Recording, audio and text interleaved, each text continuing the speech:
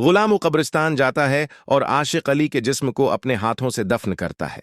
कब्रिस्तान में खामोशी छाई हुई है। हल्की धुआं, मिट्टी की खुशबू और ठंडी हुआ चल रही है। गुलाम आंखें भेगाते हुए आखिरी मिट्टी डालकर कहता है, प्रोफेसर, मैं आपकी जायदाद महफूज रखूंगा। मैं आपकी बेटी को कभी अकेला नहीं छोड़ूंगा। गहरी सांस लेते हुए वो सीधा संदरगढ़ के हवेली की तरफ बढ़ता है। हवेली के अंदर एक अंधेरी कमरा, 22 साल की जिंदगी का वजन लिए हुए बादशाह अपनी खाला खुर्शीद की बीवी के सामने बैठा है। खाला, आपने खुद को 22 साल तक क्यों कैद कर रखा? आप किसका इंतजार कर रही हैं? खुर्शीद की आंखें नम हो जाती हैं। 22 साल का दर्द टूटे हुए अल्फाज में बहने लगता है। बादशाह, मैं आशिक अली से मोहब्बत करती थी। हम भागकर शादी कर ली। तुम्हारे वालिद ने कभी कबूल नहीं किया। फिर मुझे तलाक दी गई। मेरी बेटी मुझसे छीन ली गई और उसे उसके वालिद के पास दे दिया गया। आशिक अली भी मुझे छोड़ गया। बादशाह का चेहरा संजीदा हो जाता है। मैं उसे ढूंढूंगा और आपको इस तारीकी से निकालूंगा। वो नहीं जानता कि जिसे वो ढूंढ रहा है वो अब उस दुनिया में नहीं है। दरें असना गुलाम बाहर हर बात सुनता है। हर लफ्ज उसके दिल पर बजली की तरह गरता है।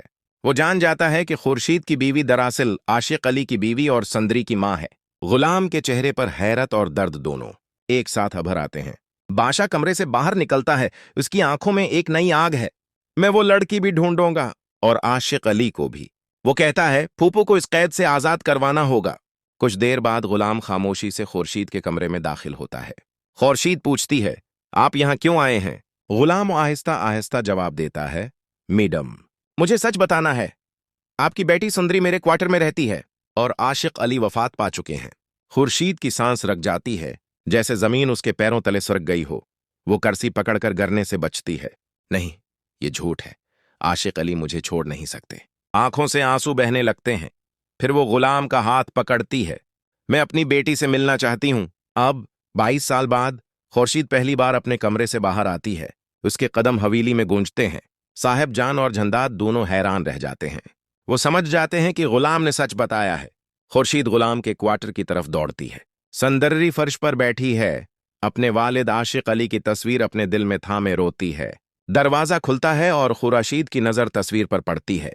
पहचान और जज्बात उसकी आंखों में झलकने लगते हैं। आहिस्ता आहिस्ता वो संदरी के पास जाती है। संदरी, वो सरगोशी करती है। सुंदरी हैरत से अपना सिर उठाती है। अगले लम्हे खुर्शीद उसे गले लगाती है और माथे पर बोसा देती है। मैं तुम्हारी मां हूं, मेरी बेटी। संदरी आंसुओं में फुट पड़ती है। 22 साल का फासला एक लम्हे में खत्म हो जाता है। लेकिन उसी लम्हे दरवाजा खुलता है। झंदाद जोर से चलाता है, ये ड्रामा बंद करो। वो खुर्शीद को संदरी से दौर कर देता है और वापस हवेली की तरफ ले जाता है। गुलाम बेबस खड़ा रह जाता है।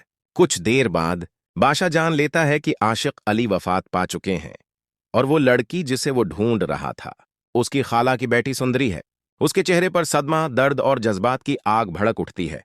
ये अब मोहब्बत की कहानी नहीं रही, ये ताल्लुकात और इंतकाम की जंग है। एक तरफ सुंदरी रोती है, दूसरी तरफ खुर्शीद एक बंद कमरे में कैद है और गुलाम दरमिया